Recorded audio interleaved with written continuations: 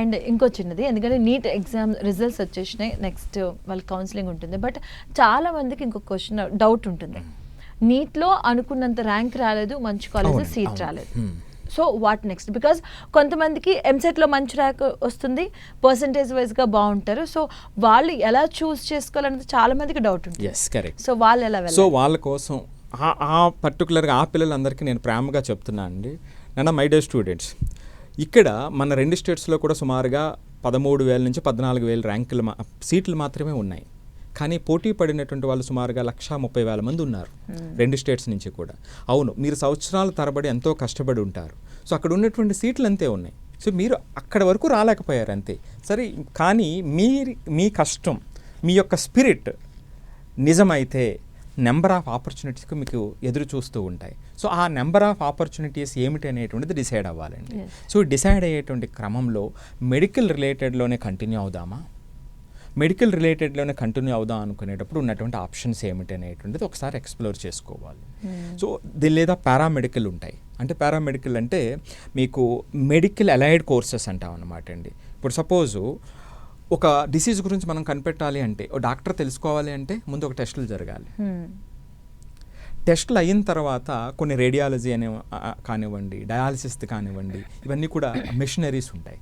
So దానికి సంబంధించిన technicians courses, diploma courses కానివ్వండి, డిగ్రీ కోర్సెస్ కానీ అక్కడ ఉంటాయి. లేదా దీనికి ముందు దీనికి సంబంధించినటువంటి డిగ్రీస్ ఉన్నాయి. ఈ పారామెడికల్ కోర్సెస్ ఎన్ని రకాలైతే ఉన్నాయో అన్నీ వాళ్ళు ఎక్స్ప్లోర్ చేయడానికి అవకాశం ఉంది, అంటే ఏది మెడికల్ దాంట్లోనే ఉండాలి అని అనుకున్నట్లయితే. రెండవది, ఇప్పుడు అంతా కూడా ఒక ఫీల్డ్కి డిఫైన్ అయినటువంటిది కాదండి, ఇది మల్టీ డిసిప్లినరీ యుగం. ఈ మల్టీ డిసిప్లినరీ యుగంలో డాక్టరు ఎంబీబీఎస్ లేదా ఎండీ చదువుకునేటువంటి డాక్టరు ఎవరి మీద ఆధారపడి ఉంటాడండి? ఒక టెక్నీషియన్ ఇచ్చినటువంటి రిపోర్ట్ మీద ఆధారపడి ఉంటాడు. అంటే ఇది టెక్నాలజీ, డాక్టర్ ఇద్దరూ కలిపి మనకి వైద్యాన్ని అందిస్తున్నారు.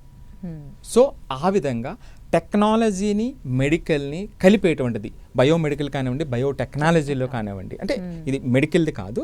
సో బయోమెడికల్కి సంబంధించి ఏమవుతుంది అంటే, టెక్నాలజీని మనం ఎలా యూజ్ చేస్తున్నాం మెడికల్ దాంట్లో. ఒక రేడియాలజీ దగ్గరికి వెళ్ళి ఒక రిపోర్ట్ మనం తీసుకున్నామంటే ఆ టెక్నాలజీ యూజ్ చేసే రిపోర్ట్ వస్తుంది. సో ఆ ఇంటిగ్రేషన్ కోర్సెస్ ఉన్నాయండి, ఎమర్జింగ్ కోర్సెస్ ఉంటాయి, దాన్ని ఎక్స్ప్లోర్ చేయాల్సినటువంటి అవసరం ఉంది.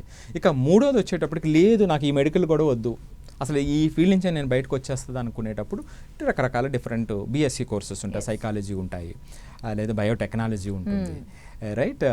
సో దానితో చాలా కంప్లీట్గా డిగ్రీ లేదు, కంప్లీట్గా బీకామ్కి వెళ్ళిపోయేటువంటి అవకాశం ఉందా, ఎవరు ఆఫర్ చేస్తున్నారు అంటే వాళ్ళు 11th and 12th ఉన్నటువంటి దాని మీద ఆధారపడి ఇక్కడ కోర్సెస్ ఉంటాయి. సో లేదా ఎల్ఎల్బి ఎవరైనా ఆఫర్ చేస్తున్నారా, ఏ యూనివర్సిటీ అయినా ఆఫర్ చేస్తుందా, లేదా కంప్లీట్గా దాని నుంచి బయటకు రావడానికి, అంటే ఈ యొక్క కోర్సెస్కి సంబంధించినటువంటి ఇన్ఫర్మేషన్ వాళ్ళు ఎక్స్ప్లోర్ చేస్తే. అంటే నేను ఎప్పుడు కూడా అంటే మనం ఎప్పుడు కూడా ఒక జనరిక్ సెంటెన్స్ మనం ఇవ్వకూడదండి.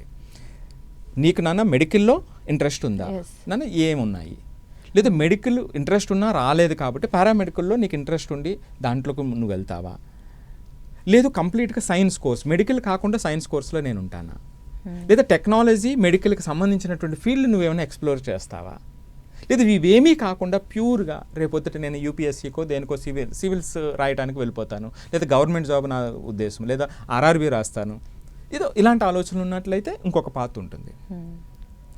సో ఈ విధంగా వాళ్ళు ఎక్స్ప్లోర్ చేయవలసినటువంటి అవసరం ఉంది. సో నెంబర్ ఆఫ్ ఆపర్చునిటీస్ పిల్లలందరికీ ఉంటాయి కాబట్టి మీరు అది చూసుకున్నట్లయితే ఆ యొక్క ఆపర్చునిటీని ఎక్స్ప్లోర్ చేసుకుంటే, so beautiful life is awaiting even for you. So ఇది ఒక జర్నీలో నీట్ అనేటువంటిది మీ యొక్క ఎడ్యుకేషనల్ కాదు, మీ లైఫ్లో అది ఒక పార్ట్ అంతే.